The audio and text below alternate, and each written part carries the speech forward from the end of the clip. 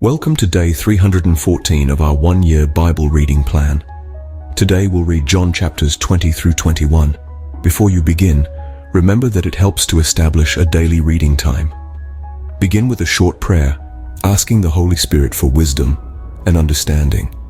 Always read for understanding and to hear from God, not just to finish today's reading. Please like, subscribe, and share this video to bless someone else. Now, let's begin. John chapter 20, verse 1. Early on the first day of the week, while it was still dark, Mary Magdalene went to the tomb and saw that the stone had been removed from the entrance. So she came running to Simon Peter and the other disciple, the one Jesus loved, and said, "They have taken the Lord out of the tomb, and we don't know where they have put him." So Peter and the other disciple started for the tomb. Both were running, but the other disciple outran Peter and reached the tomb first. He bent over and looked in at the strips of linen lying there, but did not go in. Then Simon Peter came along behind him and went straight into the tomb. He saw the strips of linen lying there, as well as the cloth that had been wrapped around Jesus' head. The cloth was still lying in its place, separate from the linen. Finally, the other disciple, who had reached the tomb first, also went inside. He saw and believed. They still did not understand from Scripture that Jesus had to rise from the dead. Verse 10. Then the disciples went back to where they were staying. Now Mary stood outside the tomb crying. As she wept, she bent over to look into the tomb and saw two angels in white, seated where Jesus' body had been, one at the head and the other at the foot. They asked her, "Woman, why are you crying?" "They have taken my Lord away," she said, "and I don't know where they have put him." At this, she turned around and saw Jesus standing there, but she did not realize that it was Jesus. He asked her, "Woman, why are you crying? Who is it you are looking for?" Thinking he was the gardener, she said, "Sir, if you have carried him away, tell me where you have put him, and I will get him." Jesus said to her, "Mary." She turned toward him and cried out in Aramaic, "Rabboni," which means teacher. Jesus said, "Do not hold on to me, for I have not yet ascended to the Father. Go instead to my brothers and tell them, I am ascending to my Father and your Father, to my God and your God." Mary Magdalene went to the disciples with the news, "I have seen the Lord," and she told them that he had said these things to her. On the evening of that first day of the week, when the disciples were together, with the doors locked for fear of the Jewish leaders, Jesus came and stood among them and said, "Peace be with you." Verse 20. After he said this, he showed them his hands and side. The disciples were overjoyed when they saw the Lord. Again Jesus said, "Peace be with you. As the Father has sent me, I am sending you." And with that, he breathed on them and said, "Receive the Holy Spirit. If you forgive anyone's sins, their sins are forgiven. If you do not forgive them, they are not forgiven." Now Thomas, also known as Didymus, one of the 12, was not with the disciples when Jesus came. So the other disciples told him, "We have seen the Lord." But he said to them, "Unless I see the nail marks in his hands and put my finger where the nails were and put my hand into his side, I will not believe."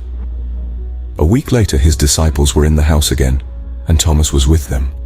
Though the doors were locked, Jesus came and stood among them and said, "Peace be with you." Then he said to Thomas, "Put your finger here. See my hands. Reach out your hand and put it into my side. Stop doubting and believe." Thomas said to him, "My Lord and my God." Then Jesus told him, "Because you have seen me, you have believed. Blessed are those who have not seen and yet have believed." Verse 30.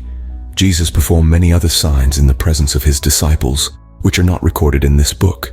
But these are written that you may believe that Jesus is the Messiah, the Son of God, and that by believing you may have life in his name. John chapter 21, verse 1.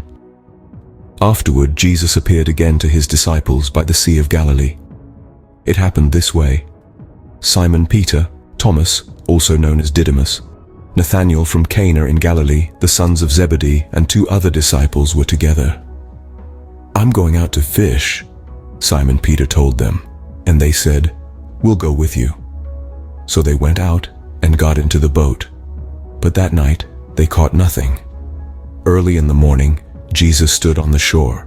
But the disciples did not realize that it was Jesus. He called out to them, "Friends, haven't you any fish?" "No," they answered.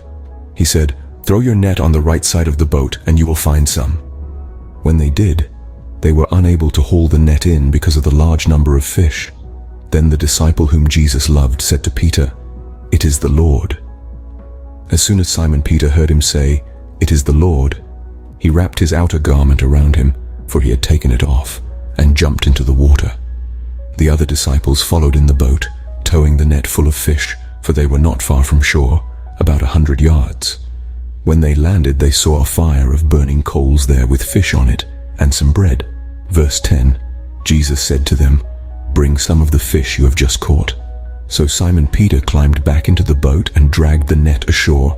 It was full of large fish, 153. But even with so many, the net was not torn. Jesus said to them, "Come and have breakfast." None of the disciples dared ask him, "Who are you?" They knew it was the Lord. Jesus came, took the bread and gave it to them, and did the same with the fish. This was now the third time Jesus appeared to his disciples after he was raised from the dead. When they had finished eating, Jesus said to Simon Peter, "Simon, son of John, do you love me more than these?" "Yes, Lord," he said. "You know that I love you." Jesus said, "Feed my lambs." Again Jesus said, "Simon, son of John, do you love me?" He answered, "Yes, Lord, you know that I love you." Jesus said, "Take care of my sheep." The third time he said to him, "Simon, son of John, do you love me?" Peter was hurt because Jesus asked him the third time, "Do you love me?" He said, "Lord, you know all things. You know that I love you." Jesus said, "Feed my sheep. Very truly I tell you, when you were younger you dressed yourself and went where you wanted. But when you are old you will stretch out your hands, and someone else will dress you and lead you where you do not want to go." Jesus said this to indicate the kind of death by which Peter would glorify God. Then he said to him, "Follow me." Verse 20. Peter turned and saw that the disciple whom Jesus loved was following them. This was the one who had leaned back against Jesus at the supper and had said, "Lord, who is going to betray you?" When Peter saw him, he asked, "Lord, what about him?" Jesus answered, "If I want him to remain alive until I return, what is that to you? You must follow me." Because of this, the rumor spread among the believers that this disciple would not die. But Jesus did not say that he would not die. He only said, "If I want him to remain alive until I return, what is that to you?" This is the disciple who testifies to these things and who wrote them down. We know that his testimony is true. Jesus did many other things as well. If every one of them were written down, I suppose that even the whole world would not have room for the books that would be written. This concludes John chapters 20 through 21 for day 314. We hope you are enjoying these daily videos. Remember to check the description box for links and resources. Thank you for watching. Please like, share, and subscribe. Your support helps spread God's word to reach more people on YouTube. We'll see you in the next video for our day 315 reading.